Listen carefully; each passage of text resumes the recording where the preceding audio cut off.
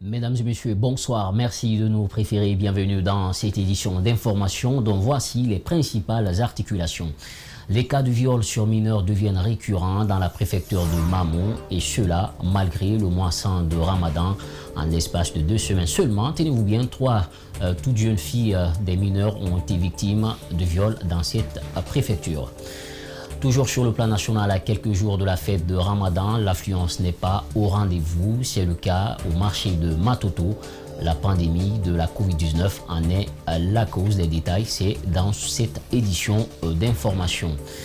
Plus loin, la ville indienne de Calcutta se réveille les pieds dans l'eau après le passage du cyclone Afan qui a abattu des arbres et des habitations. C'est tout pour les titres de développement, c'est dans un court instant.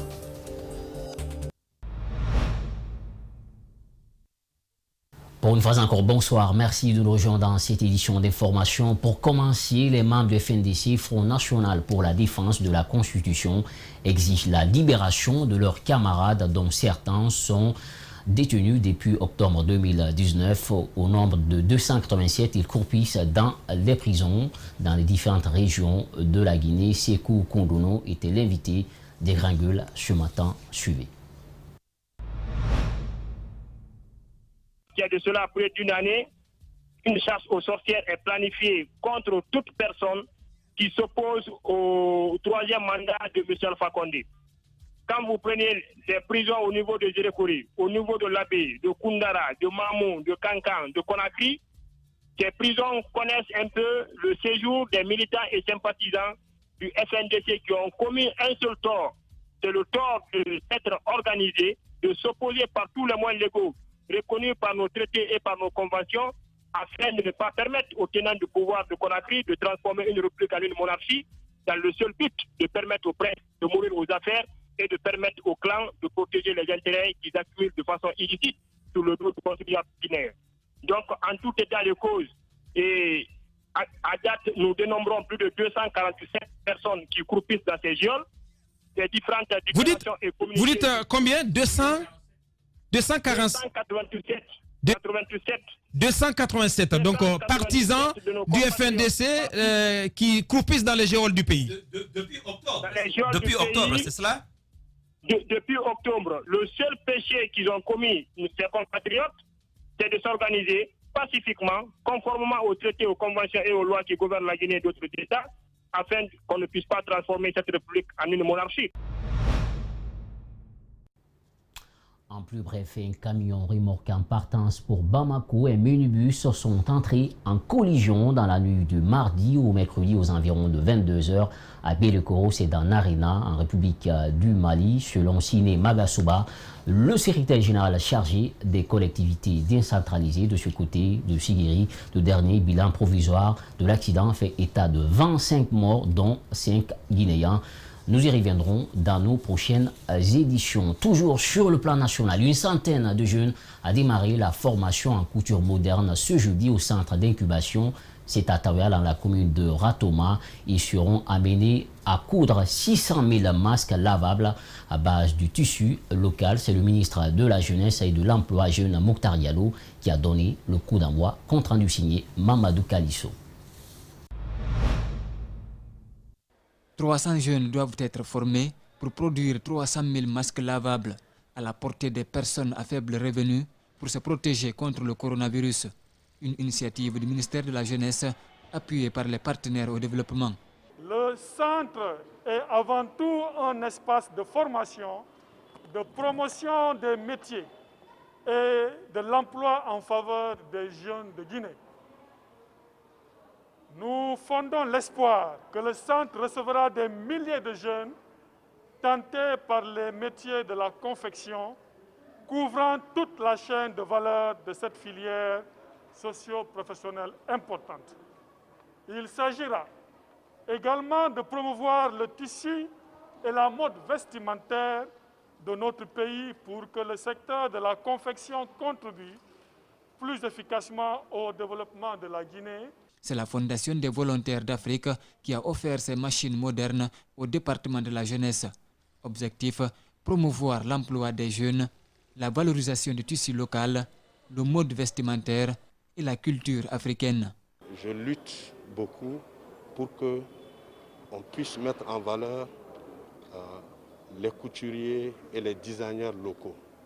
Parce que si vous pouvez constater, la tenue même que je porte est faite par un designer africain. Parce que j'ai constaté quelque chose en Afrique. Si aujourd'hui on peut permettre aux jeunes designers, à tous ces créateurs africains de s'exprimer en portant leurs habits, ça va créer beaucoup d'emplois en Afrique. La France, la mode, c'est 150 millions d'euros, 150 milliards d'euros. Et c'est plus que l'automobile et l'aviation réunis. Ce centre sera un tremplin pour des milliers de jeunes Guinéens en quête du savoir-faire, promet Mouktar Diallo. Avec toujours l'actualité dans les différents marchés de la capitale à quelques jours de la fête de Ramadan, l'affluence n'est pas au rendez-vous. C'est le cas au marché de Matoto. Tout près, vendeurs et acheteurs sont tous unanimes du manque d'engouement, comme ce fut le cas dans les années antérieures. D'habitude, le coronavirus en est la cause principale. Rosaline Gauthier-Monomou était de la partie. Suivez son compte rendu avec Yacouba Traoré. Suite à la crise sanitaire, les citoyens ne sont pas assez motivés pour la fête de Ramadan. Pour cette vendeuse, l'année dernière, à 3 jours de la fête, l'affluence de la clientèle se faisait sentir. Cependant, cette année, c'est le contraire, tout est morose. Elle trouve que la fête ne sera pas belle, vu que les fidèles ne pourront pas bénéficier de la prière collective. La fête là n'est pas bien préparée parce que les gens n'iront pas à la prière. Quand tu entends que la fête est belle, c'est que les gens sont partis à la prière. Il n'y a pas d'achat, les clients se font rares. Sinon, nous ici, quand il reste 3 jours avant la fête, le marché se remplit et les gens font des achats.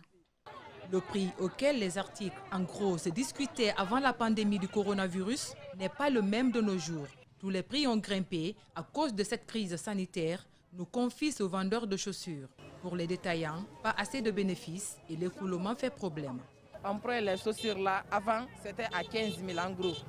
On revend à 20 000, mais maintenant là, comme tout est cher maintenant, pour le problème de corona, on prend ça à 18 500, on revend à 20 000. Donc à l'heure là, on ne gagne pas beaucoup d'intérêt sur les marchés, donc ça ne marche pas aussi tellement. Bangoura Ali Badara est un enseignant. Il est marié, père de 2 enfants. Il trouve que la fête de cette année s'annonce dans un contexte économique et sanitaire difficile. À quelques jours de la fête, il ne s'est pas encore acquitté de son rôle de père et d'époux. Il se demande quoi faire pour satisfaire sa famille, vu qu'il n'est pas encore payé. La fête de cette année, ça sera un peu difficile. Et par rapport à la crise sanitaire qui est là, et nous, par exemple, les enseignants, nous vivons un peu difficile. Parce que jusqu'à présent, il y a des écoles qui n'ont pas d'abord payé. Et nous avons des enfants à la maison, la famille à la maison, et on ne sait pas comment acheter les habits pour les enfants. Et c'est pourquoi le matin, nous sortons regarder le marché, nous sortons pour aller chercher quoi manger. Maintenant, le jour de la fête, regardez, est-ce qu'il faut remplir le ventre ou bien est-ce qu'il faut s'habiller? Là, c'est un problème qui est là. Un manque d'engouement à cause de la Covid-19. Un journaliste est mis en prison avant d'être innocenté ce jeudi par la direction de la police judiciaire. Son nom, c'est Ibrahima Sori Camara du site Avenir Guinée. Et le journal Sans Tabou a été confondu à un communicant, tenez-vous bien, de la mouvance pour avoir publié un article contre la chef de cabinet du ministère de la Jeunesse, Mme Ramatoulaye Mamadou Sayou Baldé. Ibrahima Sori Camara, compte rendu. Un commissaire de police propose aux reporters du journal Sans Tabou et le site Avenir Guinée un document à exploiter. Sans douter de ce qui pourrait lui arriver, le journaliste mord à la maison. Mais avant d'arriver au point de rencontre, le terrain était déjà miné. Je voulais prendre le document, traverser parce que j'étais à côté de caniveau. Directement, il m'a tapé ma poitrine. Il dit, t'es arrêté, ne bouge pas, c'est la police. On m'a envoyé à Kaporo, Koza maintenant on est venu. Et directement quand on est venu, on m'a arrêté. Directement on m'a envoyé dans la prison. Il passe la nuit en prison. Le lendemain, à nouveau auditionné et des enquêtes poussées, il s'est avéré qu'il n'est pas l'homme qu'on recherche. La direction de la police judiciaire se confond en excuses. On a su que le Ibrahima Sori Camara qu'on cherche n'a rien à voir avec le journaliste Ibrahima Sori Camara. Nous sommes même rentrés sur sa page Facebook il n'a mis avec aucun journaliste, seulement il est ami avec des communicants de la mouvance. Donc ça n'a rien à voir avec notre confrère. C'est pourquoi après tout, colonel Fabou a présenté publiquement des excuses à notre confrère. La police partout, la sécurité nulle part. Les agents ont le gabarit pour interpeller les citoyens, mais souvent pas de finesse pour dissocier la vérité du mensonge. D'où l'indignation du syndicat de la presse privée de Guinée. Mais ici, le gars n'a même pas reçu de convocation. Le cas d'Ibrahima Sori, hier, ils sont allés le traîner devant sa famille, devant des enfants, devant le quartier, humiliant le gars, et après tout, le gars, il n'a rien à voir avec. Ravalant sa colère, Sidi Diallo rappelle les voies à suivre pour interpeller un journaliste lorsque le besoin s'impose. Sa rédaction est là, le syndicat de la presse privée est là, les associations des partenaires presse sont là, la haute autorité de la communication est là. Le dernier classement de Reporters sans frontières, la Guinée a de nouveau perdu 3 points. Ne cherchez pas le pourquoi ailleurs.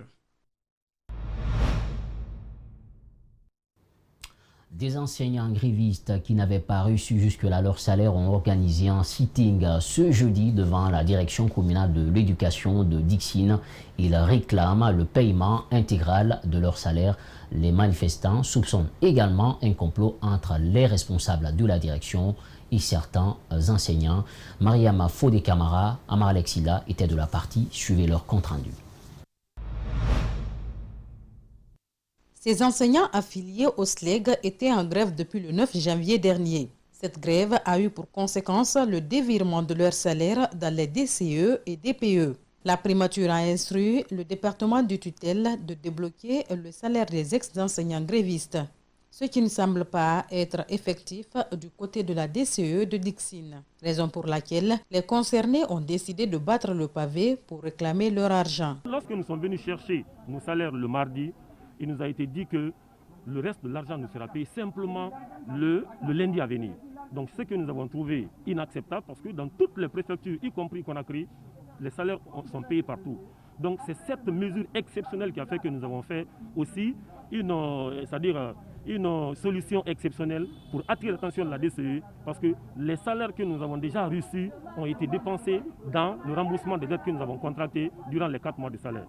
L'autre grief que ces hommes de CREA ont porté contre certains responsables de la direction, c'est l'accord de principe soumis à certains enseignants, les dessous de table avant toute récupération du salaire. Certains membres de la DCE ont fait en sorte que, pour ceux qui voulaient récupérer leur salaire, que certains payent 200 000 moyennant un mois de salaire et 300 000 moyennant un mois de salaire pour d'autres. Ça, c'était un deal. Des accusations balayées d'un revers de main par les mises en cause. Pour le chef section enseignement secondaire général et technique, ce sit-in ne devrait pas avoir lieu puisque les salaires sont en train d'être payés. Elle est en train de se battre pour pouvoir les payer. Donc les 2 mois sont payés et ce matin, depuis 8 heures, elle est en train de payer les mois de mars et avril. Et maintenant, là, si vous allez auprès d'elle, elle va faire la situation.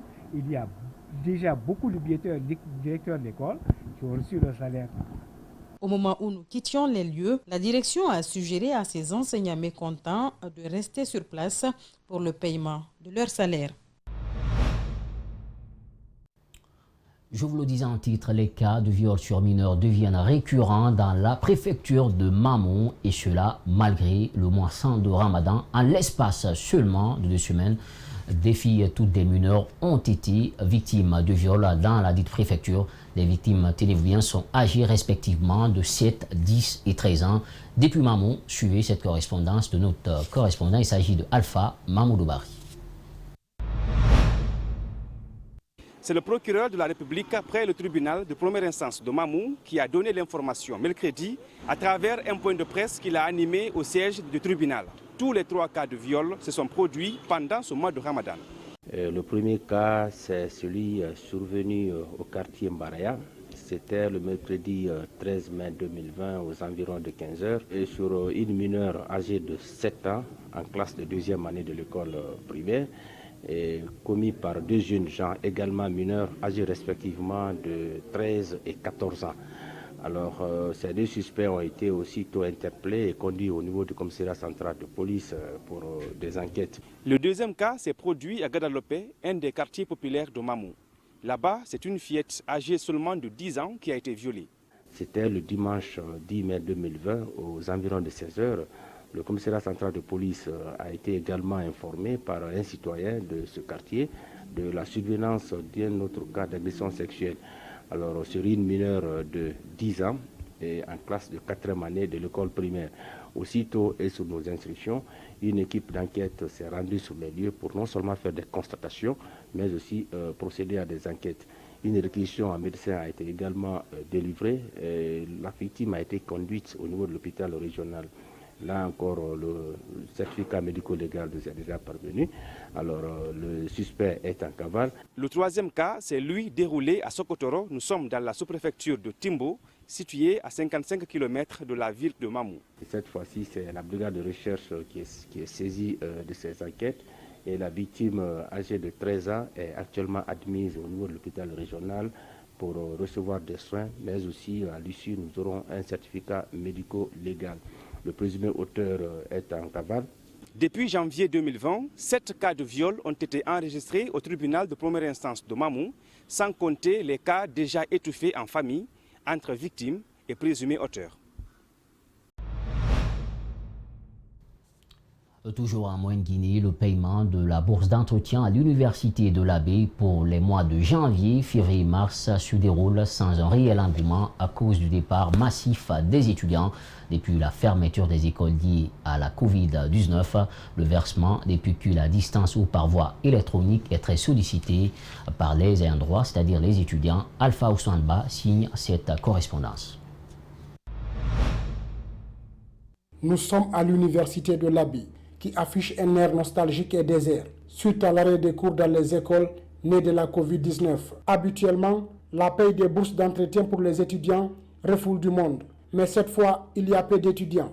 Malgré une faible réponse sur un effectif qui avoisine les 3000 étudiants, une batterie de mesures est adoptée pour maintenir les gestes barrières pendant toute la procédure de paye. Ne doit pas dépasser 17 étudiants par groupe et par heure, soit pour un total pour les 12 guichets de 204 étudiants traités en 1 heure.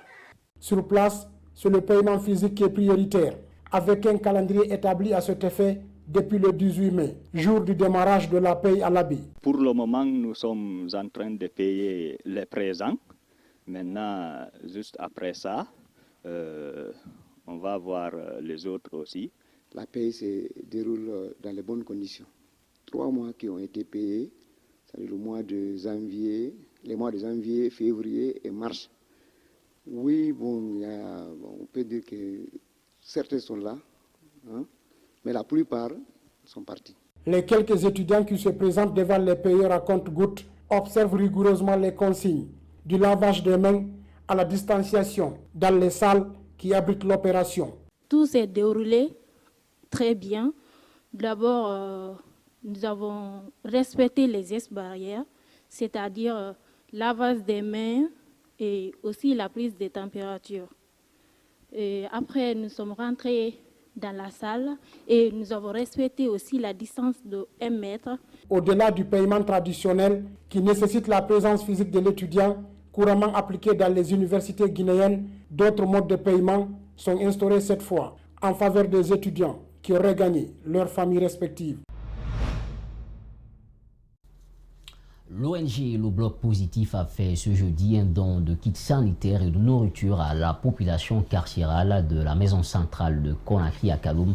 Le geste consiste à protéger les prisonniers contre la Covid-19, une maladie qui a fait des dizaines de morts en Guinée. Bernard Koundouno, Aliouba, était de la partie suivie. C'est un don composé de masques, de chlore, du savon, de la nourriture et du sucre que l'ONG Le Bloc Positif a apporté ce jeudi à la population carcérale de la maison centrale de Conakry. Le geste s'inscrit dans le cadre de la lutte contre la pandémie à coronavirus en milieu carcéral qui enregistre ces derniers temps des cas confirmés. En faisant ce don, qui est composé de kits sanitaires, seaux, eau de javel, cartons de savon, bavettes et de la nourriture, nous espérons apporter un plus à la nation et à tous ces prisonniers qui séjournent dans cette prison. En ces circonstances extraordinaires que traverse aujourd'hui notre pays, nous devons libérer toutes nos forces et toute notre énergie pour contribuer à éradiquer cette pandémie. Voilà ce qui explique notre action. L'administration pénitentiaire qui a en charge la gestion des personnes privées de liberté a remercié les donateurs tout en s'engageant à transmettre le don aux ayants droit. Au nom de la direction de l'administration pénitentiaire, nous vous remercions très bien. Nous remercions les donateurs de fait de penser aux personnes privées de liberté. Ça nous prouve à suffisant que nous ne sommes pas oubliés. Donc nous vous remercions très bien. Ça sera remis aux endroits, s'il plaît à Dieu. Le Bloc positif est un mouvement de jeunes Guinéens vivant en Guinée et à l'étranger. Il a pour objectif promouvoir l'unité nationale, la paix et le développement du pays. Direction la Haute-Guinée, dans le souci de lutter contre la propagation du coronavirus, l'amicale des anciens étudiants de l'université de Kankan vient d'offrir un important lot de kits sanitaires à leur institution d'origine. La remise de ces kits aux autorités universitaires a été présidée lundi dernier par le gouverneur de région. Alpha Omar Koïta, notre correspondant, s'est intéressé à cette rencontre suivie. Ce don symbolique est composé de 30 kits de lavage des mains, 210 morceaux de savon et 36 bouteilles d'eau de javel. Il s'inscrit dans le cadre de la riposte contre le coronavirus, dont le nombre de cas positifs connaît aujourd'hui une montée inquiétante dans notre pays. L'initiative est de l'amicale des anciens étudiants de l'université de Kankan, la MAEC. L'objectif de ce don est ultime, dans la mesure où le pays traverse, le monde entier traverse une pandémie qui est inédite, qui est sans précédent. Donc c'est dans cette perspective que nous sommes venus faire un don de kits sanitaires à l'université Julius Nyerere de Kankan. Outre les cadres et enseignants-chercheurs de l'institution bénéficiaire, la remise de ces kits sanitaires a aussi connu la présence du gouverneur de Kankan entouré de son cabinet. Sadou Keïta qui, dans son intervention, a tout d'abord loué l'effort des donateurs avant d'indiquer la portée de ce geste dans la lutte contre cette pandémie. Des sentiments de profonde joie. Parce que quand un étudiant se rappelle de son point de départ, de son centre de formation, pour lui apporter au moment difficile ce qu'il faut pour éviter cette pandémie, moi je m'en réjouis. Au nom du recteur, le secrétaire général de l'université de Kankan s'est aussi félicité du don avant d'inviter d'autres produits de la dite institution à emboîter les pas de la MAEC qui n'est pas, selon lui, à son premier geste. Ça nous va droit au cœur dans la mesure où cette amicale n'est pas à sa première.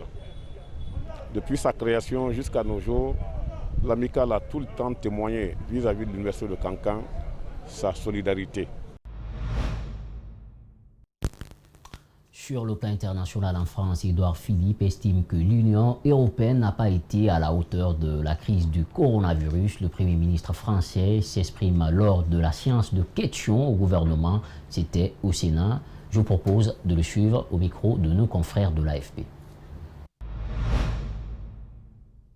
Probablement pourrons-nous dire avec un peu de recul que l'Union européenne n'a pas rien fait et qu'elle a été utile dans la crise.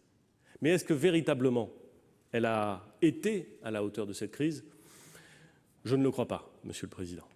Et comme toujours, lorsque nous nous retrouvons dans une situation de crise, de difficulté, il faut soit le constater, vivre avec, et puis peut-être le cas échéant le déplorer, soit trouver des solutions pour y remédier.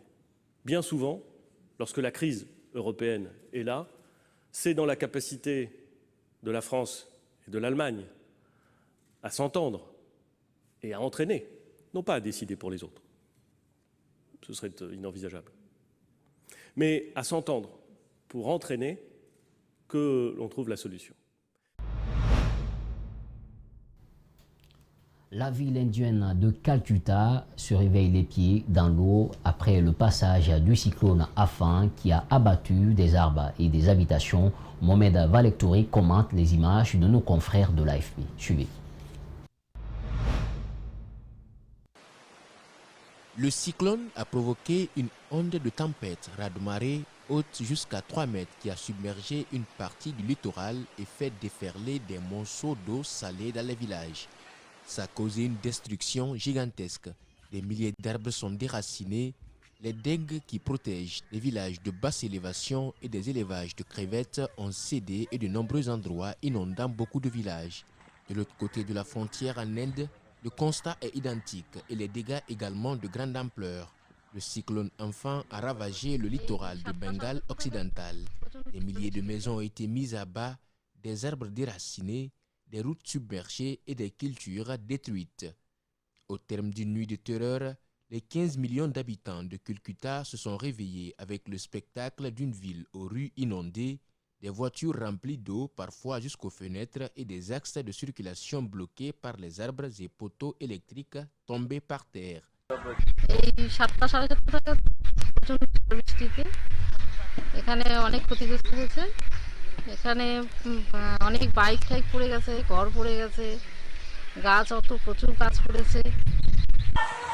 Les pays de la région ont retenu les leçons du cyclone dévastateur des décennies précédentes.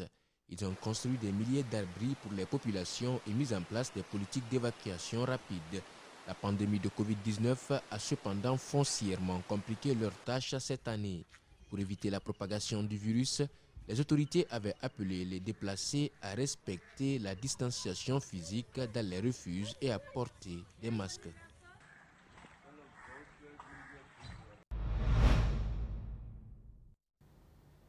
Mesdames et messieurs, c'est la fin de cette édition d'information. Merci à toutes et à tous pour l'attention. Au niveau de la réalisation, il avait Nala Sidibé, portez-vous bien où que vous soyez.